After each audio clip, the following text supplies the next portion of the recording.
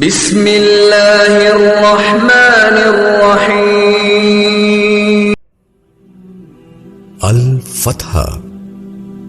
شروع اللہ کے نام سے جو بڑا مہربان نہایت رحم والا ہے۔ بے شک ہم نے تم کو کھلی ہوئی فتح دے دی تاکہ اللہ تمہاری اگلی اور پچھلی خطائیں معاف کر دے اور تمہارے اوپر اپنی نعمت کی تکمیل کر دے اور تم کو سیدھا راستہ دکھائے اور تم کو زبردست مدد عطا کرے۔ وہی ہے جس نے مومنوں کے دل میں اطمینان اتارا تاکہ ان کے ایمان کے ساتھ ان کا ایمان اور بڑھ جائے، اور آسمانوں اور زمین کی فوجیں اللہ ہی کی ہیں، اور اللہ جاننے والا حکمت والا ہے، تاکہ اللہ مومن مردوں اور مومن عورتوں کو ایسے باغوں میں داخل کرے جن کے نیچے نہریں جاری ہوں گی، وہ ان میں ہمیشہ رہیں گے، اور تاکہ اللہ ان کی برائیاں ان سے دور کر دے، اور یہ اللہ کے نزدیک بڑی کامیابی ہے، اور تاکہ اللہ منافق مردوں اور منافق عورتوں کو اور مشرک مردوں اور مشرک عورتوں کو عذاب دے جو اللہ کے ساتھ برے گمان رکھتے ہیں۔ برائی کی گردش انہی پر ہے، اور ان پر اللہ کا غضب ہوا، اور ان پر اس نے لعنت کی، اور ان کے لیے اس نے جہنم تیار کر رکھی ہے، اور وہ بہت برا ٹھکانہ ہے۔ اور آسمانوں اور زمین کی فوجیں اللہ ہی کی ہیں، اور اللہ زبردست ہے، حکمت والا ہے۔ بے شک ہم نے تم کو گواہی دینے والا اور بشارت دینے والا اور ڈرانے والا بنا کر بھیجا ہے تاکہ تم لوگ اللہ پر اور اس کے رسول پر ایمان لاؤ اور اس کی مدد کرو اور اس کی تعظیم کرو، اور تم اللہ کی تسبیح کرو صبح و شام۔ جو لوگ تم سے بیعت کر رہے ہیں وہ در حقیقت اللہ سے بیعت کرتے ہیں، اللہ کا ہاتھ ان کے ہاتھوں کے اوپر ہے، پھر جو شخص اس کو توڑے گا اس کے توڑنے کا وبال اسی پر پڑے گا، اور جو شخص اس عہد کو پورا کرے گا جو اس نے اللہ سے کیا ہے تو اللہ اس کو بڑا اجر عطا فرمائے گا۔ جو دیہاتی پیچھے رہ گئے وہ اب تم سے کہیں گے کہ ہم کو ہمارے اموال اور ہمارے بال بچوں نے مشغول رکھا، پس آپ ہمارے لیے معافی کی دعا فرمائیں۔ یہ اپنی زبانوں سے وہ بات کہتے ہیں جو ان کے دلوں میں نہیں ہے۔ تم کہو کہ کون ہے جو اللہ کے سامنے تمہارے لیے کچھ اختیار رکھتا ہو، اگر وہ تم کو کوئی نقصان یا کوئی نفع پہنچانا چاہے، بلکہ اللہ اس سے باخبر ہے جو تم کر رہے ہو۔ بلکہ تم نے یہ گمان کیا کہ رسول اور مومنین کبھی اپنے گھر والوں کی طرف لوٹ کر نہ آئیں گے، اور یہ خیال تمہارے دلوں کو بہت بھلا نظر آیا، اور تم نے بہت برے گمان کیے، اور تم برباد ہونے والے لوگ ہو گئے۔ اور جو ایمان نہ لایا اللہ پر اور اس کے رسول پر تو ہم نے ایسے منکروں کے لیے دہکتی ہوئی آگ تیار کر رکھی ہے۔ اور آسمانوں اور زمین کی بادشاہی اللہ ہی کی ہے، وہ جس کو چاہے بخشے اور جس کو چاہے عذاب دے، اور اللہ بخشنے والا رحم کرنے والا ہے۔ جب تم غنیمتیں لینے کے لیے چلو گے تو پیچھے رہ جانے والے لوگ کہیں گے کہ ہمیں بھی اپنے ساتھ چلنے دو، وہ چاہتے ہیں کہ اللہ کی بات کو بدل دیں۔ کہو کہ تم ہرگز ہمارے ساتھ نہیں چل سکتے، اللہ پہلے ہی یہ فرما چکا ہے۔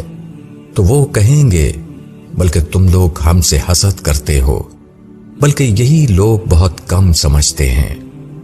پیچھے رہنے والے دیہاتیوں سے کہو کہ عنقریب تم ایسے لوگوں کی طرف بلائے جاؤ گے جو بڑے زور آور ہیں، تم ان سے لڑو گے یا وہ اسلام لائیں گے، پس اگر تم حکم مانو گے تو اللہ تم کو اچھا اجر دے گا، اور اگر تم روگردانی کرو گے جیسا کہ تم اس سے پہلے روگردانی کر چکے ہو تو وہ تم کو دردناک عذاب دے گا۔ نہ اندھے پر کوئی گناہ ہے اور نہ لنگڑے پر کوئی گناہ ہے، اور نہ بیمار پر کوئی گناہ ہے۔ اور جو شخص اللہ اور اس کے رسول کی اطاعت کرے گا اس کو اللہ ایسے باغوں میں داخل کرے گا جن کے نیچے نہریں بہتی ہوں گی، اور جو شخص روگردانی کرے گا اس کو وہ دردناک عذاب دے گا۔ اللہ ایمان والوں سے راضی ہو گیا جبکہ وہ تم سے درخت کے نیچے بیعت کر رہے تھے۔ اللہ نے جان لیا جو کچھ ان کے دلوں میں تھا، پس اس نے ان پر سکینت نازل فرمائی اور ان کو انعام میں ایک قریبی فتح دے دی اور بہت سی غنیمتیں بھی جن کو وہ حاصل کریں گے، اور اللہ زبردست ہے، حکمت والا ہے۔ اور اللہ نے تم سے بہت سی غنیمتوں کا وعدہ کیا ہے جن کو تم لوگے، پس یہ اس نے تم کو فوری طور پر دے دیا، اور لوگوں کے ہاتھ تم سے روک دیے، اور تاکہ اہل ایمان کے لیے یہ ایک نشانی بن جائے، اور تاکہ وہ تم کو سیدھے راستے پر چلائے۔